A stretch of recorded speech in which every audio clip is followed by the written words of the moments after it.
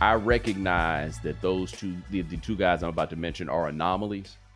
But somebody took Cam Newton and Anthony Richardson in the top 5, right? Now, of course, they are quite possibly the two most physically gifted quarterbacks who have ever played, right? And Richardson, wild as this sounds, from what the film guys tell me, was more pro-ready than Cam was, based upon the things he was doing. He's just that wild inaccuracy, right? But Cam Newton was like, come on, dude, you take that guy. 2011 is going to go down as one of the greatest drafts in the history of the NFL. Cam Newton is not going to make the Hall of Fame. If you do a redraft, you still take Cam Newton number 1. Over Von Miller, over J.J. Watt, over Richard Sherman, Julio Jones is in that draft. That draft was loaded, and you still take Cam Newton number 1. Julio Jones, when I was in Atlanta, and that was the peak Julio years. Julio Jones, greatest player who was the least, assuming that I've ever been around, seen, or heard about. Andre Johnson might have had that vibe in Houston, but Andre still University of Miami dude, different kind of swagger. Not like Julio. Not like Julio will mess around and go for 200 yards against the Saints and be on a fishing boat for the next 3 days until the next practice. Julio was next level.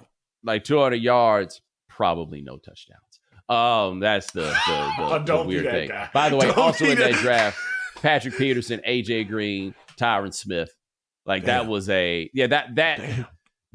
was an unreal draft, and you still take Cam Newton. I will tell people forever. I will never forget this as long as I live. Cam Newton's first game in the NFL, he threw for 400 yards. They played a game at Arizona, and he threw an interception, and he got so mad that he went to try to make the tackle, and Darrell Washington made the interception. Darrell Washington was a Pro Bowl linebacker, and when Cam Newton ran up on Darrell Washington slid like he was a quarterback. Tuesday night, freight train was coming. Tuesday night in Atlanta. This is a life ago. It's 2013, I want to say. I'm at a spot, got a little section with my people, and a door opens from behind us where I didn't even think there was a door. And the Charlie Murphy story about Rick James with the orange glow, the aura. Cam Newton walked through, and it was as if the biggest human with the broadest shoulders and smallest waist, wearing red pants and a white shirt and a red top hat. I had never seen any, and being in Chicago, you see some stars, you see some athletes, this is Jordan, all that good stuff. I had never seen a person consume a room just by their physical presence in that manner before. I've been around Shaq on the inside the NBA studio, at the inside the NBA studio. It's different when there's a crowd, a sea of people, and it's Atlanta on top of that, and it's an off day, and they just played. Oh yeah, it's time to get it on. Cam Newton's one of those supernovas that I am glad I got a chance to witness. Like a lot of kids who are a little bit younger than me never get a chance. No. It was a thing, dog. It was a thing, man. Yeah. The Bo Jackson thing we'll never be able to explain to you, right? Ever. The only thing that we can tell you is if you think that back in the day everybody was plumbers, that's fine. If that's what you think. It was those plumbers against the creative player. That's it? If that's what you need, fine. Okay, there's not been a football player as physically gifted as Bo Jackson since Bo Jackson. And we could go baseball, too. I remember when Yasiel Puig hit the scene. I remember when Mike Trout hit the scene. For a couple of minutes here in Chicago, we saw Luis Robert Jr. before he started staking up the joint. There are certain dudes, you look at them physically and go, oh, no. That dude don't belong on a baseball field. That is who Bo Jackson was. Bo Jackson doing the Spider-Man walk on the outfield in Kansas City, the game with him and Deion Sanders. Stop playing. I'll just tell people this. You will see a clip on the internet. It bounces around from time to time of Bo Jackson taking a fly ball. I want to say it was in Yankee Stadium, playing right field. And he catches his fly ball and then flat-footed throws a rope to, and it's pretty deep into right field. Flat-footed throws a rope to third base to stop the runner tagging up. What you need to understand about that play is Bo Jackson wearing a gray White Sox jersey. What does that mean? That means he made that throw with an artificial hip. Yes, sir. That is what means. Yes, sir. The Kansas City footage too. The man. I mean, look, the Kansas City footage is unfair. The fact that he can still do it with the artificial hip is its own thing. Well, the throw in Seattle where he just catches the ball off a bounce, and there's not even a good camera angle of the throw because nobody could consider the possibility that the throw was even possible.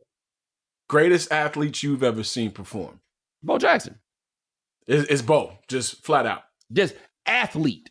Just straight athlete. It's Bo Jackson. And you know who number 2 probably is? Deion. Camp? Oh, Deion. Okay. Hey, man, Deion was a legit baseball player. Like, I think it's hard for people to be perhaps the greatest at what might be the hardest position in the NFL and then be a for real legitimate baseball player. Yeah, go look at some of those Reds numbers. Like, Deion was that dude. Braves numbers. Dude, Deion was that dude. Do you ever think, well, no, because at that time it was Brian Jordan. Yes. And Deion. It was like 2 or 3 guys who were trying that out, if I'm not mistaken, right? No, Brian Jordan was making it work, and then the Cardinals made him quit playing football. He was a Pro Bowl. He and Deion were on the same team playing 2 sports. Can you imagine what late 80s Atlanta was like with those 2 dudes running? Early 90s Atlanta was like running around with those cats? Keep in mind, Deion was there and Dominique was still there. Dominique was still there. And the Braves, the 91 through 93 Braves were black. Like, that was a lot of brothers on the squad. That's easy to forget as baseball has changed. And when I say black, I mean African American. Had Alani, Terry Pendleton, David Terry, Justice, Alani, Otis. You know what I'm saying? David Justice was married to Halle fucking Berry. Yeah, you know what I'm saying? Yeah.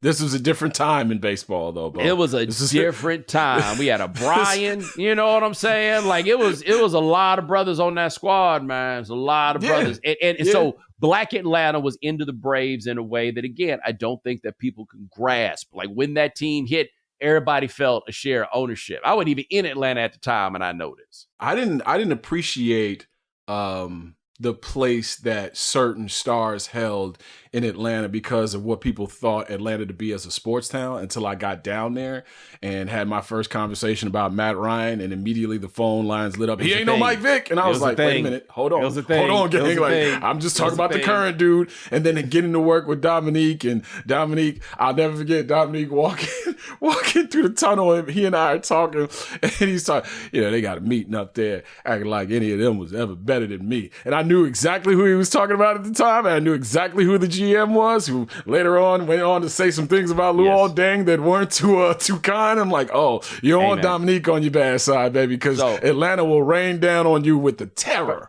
First of all, I once saw Dominique when he did not make the top 50 team, and this was many years after he did make the top 50 list, to explain that he actually should have been top 25, which I thought was a very ambitious appraisal of his whole career, but that is the way that Dominique sees it. The other thing, I was talking to somebody about this, doesn't matter who, doesn't matter what I know, but what I know I'm going to tell you. But basically, the Hawks have a serious problem in Atlanta with black males age 35 through 55. And we all have the same problem. They traded Dominique. Yeah. People never went back. They traded Dominique. For Danny Manning. For a semester of Danny Manning. Right. He stayed there a little bit longer than Rasheed, who got a triple-double in one game and then was traded away from that situation. Nah, the trading of Dominique Wilkins, like, there's certain things. I remember when I touched down in Atlanta and they had the all-black outfield with the Upton brothers and Jason Hayward, and how people were like, we getting back into baseball. And I'm like, okay, well, this is cool, right? This is all right, but, how Josh Smith, Al Horford, and them boys treating you. Like, Atlanta was a very... Fort, the biggest city in the South kind of vibe, and everybody flocking to it. It was a very interesting sports ecosphere when you saw how many people just hated certain teams and why they held on to it like they did. It's kind of like the DC fan. Like if you don't know Commanders fans and you talk to a certain section of DC fans, you're like, no, we didn't mess with the R skins or the Commanders for a very, very long time. And then you find out the roots of why. And you're like, oh, I get it. I understand. They really traded Dominique for Danny Manning. like periodically that dawns on me. I'm reminded of that fact that they traded Dominique for Danny Manning. Some mistakes have been made in that front office. Again, that's what made me go back and be careful. Like I still think they being a little ridiculous about the Luka trade, right? Like I still think they are. But that's how I felt about a 30-something-year-old Dominique Wilkins after an Achilles. Right? And like, it wasn't like they traded 25-year-old Dominique. Really a career ender. Yeah. It wasn't like they traded 25-year-old Dominique, right? They didn't trade Dominique right before the dunk contest in Chicago, right? They traded an older version of Dominique. It wasn't the most unreasonable thing to do. It just seemed terrible because the Hawks were finally good. And then I can't believe they traded Dominique. By the way, Dominique got robbed in that 88 dunk contest. Robbed. Absolutely robbed. You know and if you are... Who else? You know who else I think would agree that he got robbed? Scottie Pippen. Oh,